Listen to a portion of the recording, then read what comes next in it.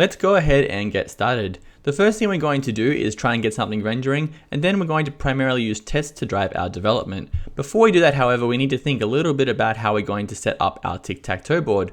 Let's go ahead and do that first. I'm going to start off by creating a new file. I'm just going to call that one game.js to keep it nice and simple. And let's think about how we might like to store our board. So the first thing we're going to need to have is obviously 9 different cells. I'm going to start with a new board. I'm actually going to call that one initial board. I think it's a bit of a better name. And what I'm going to do is use a multi-dimensional array here. It seems like the obvious choice.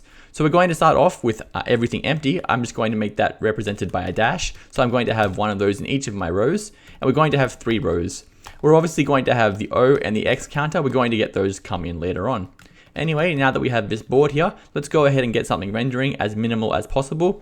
So we're going to first define our new function for our composable, and I'm going to call that one use tic-tac-toe.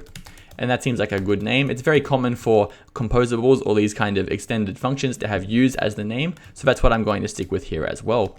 What we're going to do is just get the very minimal thing working, and then we're going to come back and add reactivity and that sort of thing in a moment. So all we need to do in here is return an object with the board. So I'm just going to say boards or board, and that's just going to be equal to initial board by default.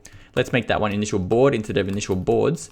And the next thing I'm going to do is go ahead and try and get something working. So I'm going to head over to app, and we're going to delete out all of this content. We don't need that anymore. And let's go ahead now and import our composable. So we're going to import our use tic-tac-toe, and that one just comes from game.js.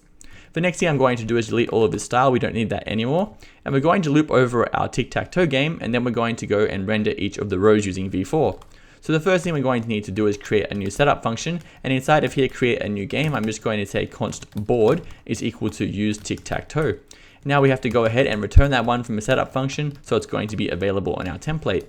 The next thing we're going to do is loop over each of the rows and then each of the columns. So we're going to use v4 for that, and we're just going to say row in board. And then inside of that, we're going to have another nested v4, and that's going to give us each of the columns. So let's go ahead and create that one too. Let's update this to be for col in row, and that should be enough to get everything rendering. And if we go ahead and just use string interpolation, we should hopefully see 9 cells rendered. Let's save that one off and head back to the browser. It is kind of working. Obviously, it's not exactly looking like a board right now, but it's definitely a good start. We have some style as well, which I prepared earlier. I'm just going to copy that one over to save a little bit of time. And if we go ahead and add the correct classes, we should see something that looks a little bit more like a board. I'm just going to give this one a class of row and this one a class of column. Let's try it out.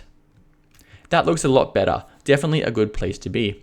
The next thing we obviously need to do is make this reactive. At the moment, if we check out our composable, we can see it's just plain JavaScript and has no view reactivity at all. So we're not going to get any reactivity. That's going to be the goal of the next lecture.